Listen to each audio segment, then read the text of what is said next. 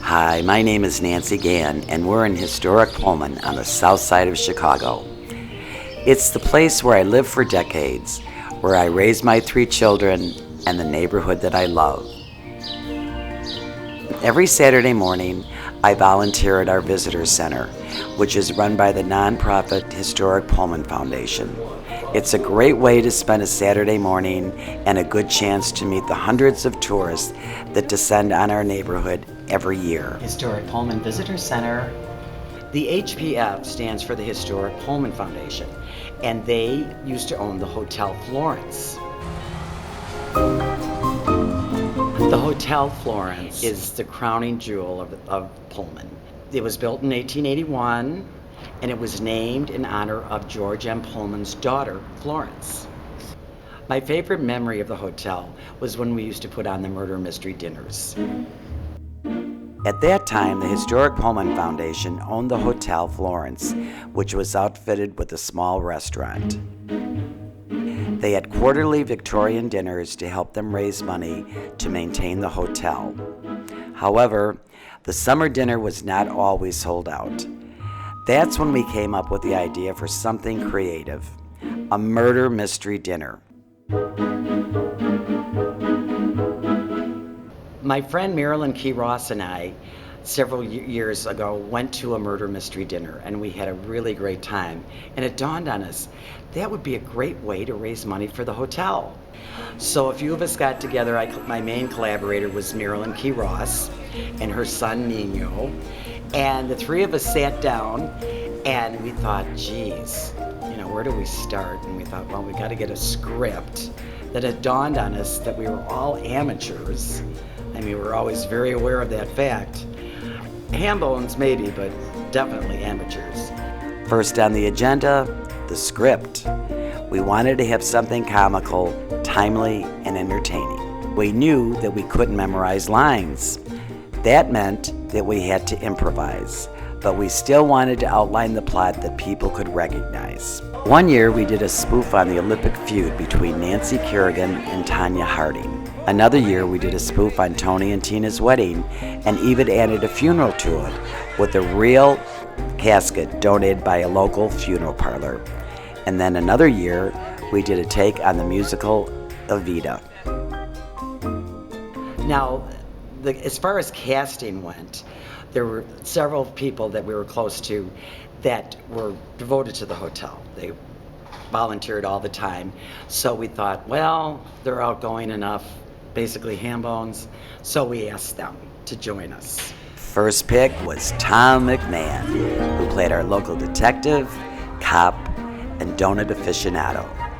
I'll never forget the incomparable George Ryan. My own daughter, Tricia, played an even rougher and tougher version of Tonya Harding. And then we had Clarice Lamphere, and she could play anything from a bimbo to a bride. No one could beat the range and talent of Mr. John Nickerson. He played everything from a bumbling detective to an Italian nonna. The fact that Chris Thompson never won an Oscar for his performance was a sheer travesty. For 1 minute, I am sitting down to a meal with that pork-pound snake. You are very sadly mistaken. And Lou Bertoletti, he was in a class of his own. Nino Key Ross was good playing a nerdy bodyguard or my sleazy son in Tony and Tina's wedding.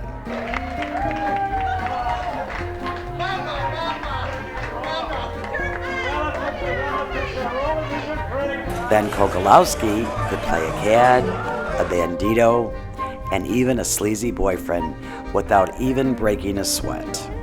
We even had a real-life priest, the good-natured Father Bill Stenzel, who actually played a priest once. Other terrific players were the always delightful Cindy McMahon, Judith Kabita with her sultry voice, the hilarious Colleen Lyra, the demure Marge Ryan, the laugh-a-minute Tony Molsky. I thought you were paid to be the singer here. Someday he'll come along.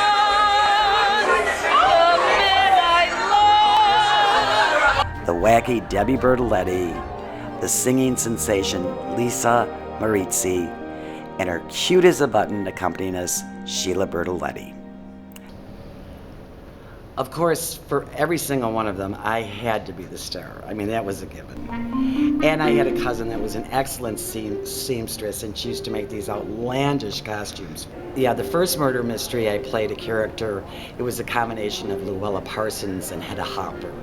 This is real imaginative. I was Luella Hopper, and a typical gossip columnist, and I got murdered in the first one. That was really hilarious. Keep in mind, this is the first one before we got into elaborate costumes.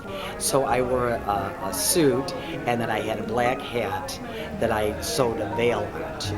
So then when I died in a chair in front of the fireplace at the hotel, and they took the veil and they put it over my face, which I thought was a great touch. And I remember for Tonya and Tina's wedding, I wore this god-awful purple dress and this atrocious hat. And I left the price tag on the hat. And everyone, especially the women, they thought it was a real scream. It was great. And the year we did Evita, it was the only time I ever rented any type of costume, and that was the fruit hat that Carmen Miranda used to wear. And that was an absolute scream. It was very heavy, by the way. One year I did a takeoff on Ethel Merman, and my character's name was Ethel Rodham Bourbon.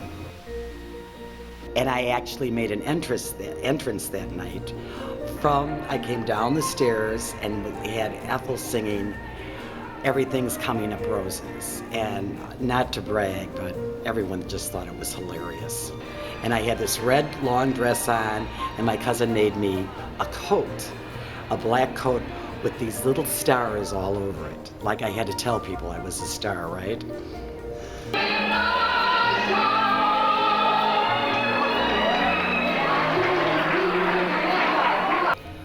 For every performance, I always brought a little class, a little sass, and a little ass.